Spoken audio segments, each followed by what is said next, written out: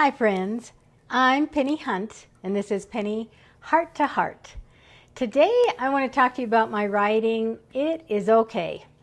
I posted it last week and it's gotten quite a stir. I've had so many emails and comments and messages that I've been answering and responding to. And the funny thing is, I really just sat down and just dumped out my feelings about what I was going through. And I really felt like maybe people would relate to it, and man, they have.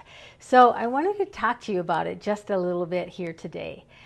I wrote it because last week I was tired, dead dog tired. I couldn't figure out why. And every time I sat down to write something amazing, something profound, I just sat and looked at my computer screen and nothing came out. And I was a little frustrated with that. I was tired of feeling tired, and I was feeling guilty about it because I like to produce, I like to make things, I like to be productive, and I wasn't doing any of that. And I felt bad about it, I felt sad about it, I felt guilty about it, and then I realized that is exactly what I should write about. Because I felt like if I was feeling that way, I bet a bunch of you are feeling this way. And so I wrote just about that, about how I felt tired and I felt guilty because I wasn't doing anything. That I felt like the sun was coming up and then it was going down and nothing substantial was happening in between. And my life had become a blur of getting dressed, getting ready for bed, going to sleep, and starting all over again the next day. Nothing was really happening. And I was feeling very uncomfortable about that. And then I had this other thought that kept going through my mind over and over and over again. I had had a conversation with a friend about aging, and she said something like this, that when you age, first you sit in a chair, and then you don't want to do anything, and then you can't do anything. Because once you sit in that chair because you don't want to do anything and then you don't do anything, pretty soon your body atrophies and you can't do anything. That little conversation and that snippet of information stuck in my mind. I'm sure I was dreaming about it. I was thinking about it all day. And then I realized that it wasn't just about aging. That maybe that was what was happening to me, that I was sitting in a chair because I didn't want to do anything, and then I didn't do anything, and it scared me when I correlated this to myself because I realized what the next step would be. Pretty soon, I can't do anything. And so that scared me enough to start thinking about what was happening. And I realized that when we let circumstances that we can't control, circumstances out of our control, take over our lives, then we allow the things we can control to fall apart. Now think about that. We are so bombarded right now with the news and numbers and negativity that can really overwhelm and take over our lives.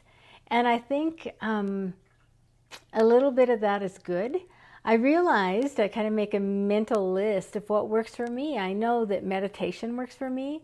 I know that I need to watch just enough news to be educated and aware of what's going on, but not overwhelmed by it, by all that negativity. I know that being out in nature helps me. I know that my family and friends and connecting in the best way that we can right now, which is mostly over a screen or a telephone line.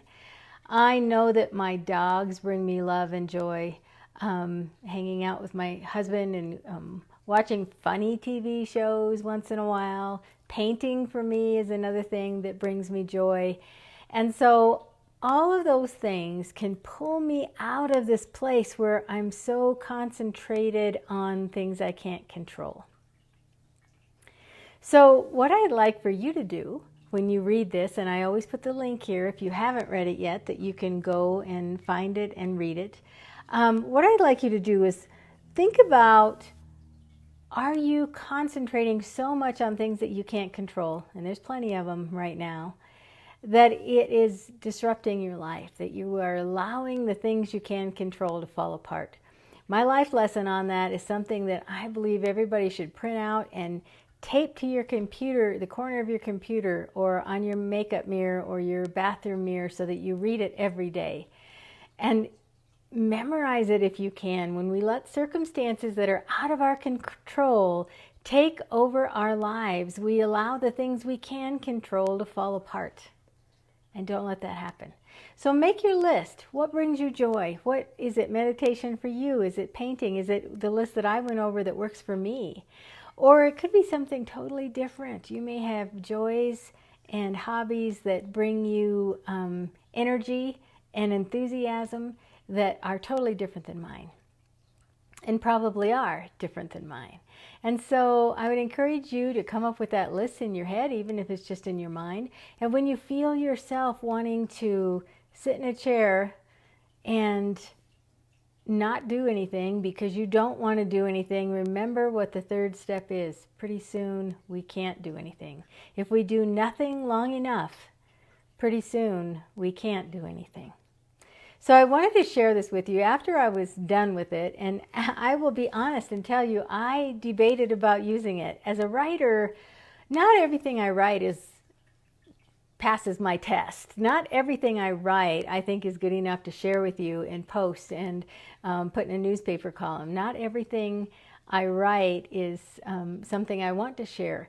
And this is one that I really thought about. I thought, oh, I don't know if I really want to share this about me until it really weighed on my heart that if it's happening to me, it's happening to others. And that is exactly what I'm finding because of the input from all of you. The emails and the notes and messages have been amazing, and I've tried to answer everyone. Hopefully I haven't missed anybody. But if you haven't read it, it's there. The link is there for you to read, and I hope you share it with someone else who may be going through the same thing that we are going through. So, thank you so much for spending a few minutes with me today.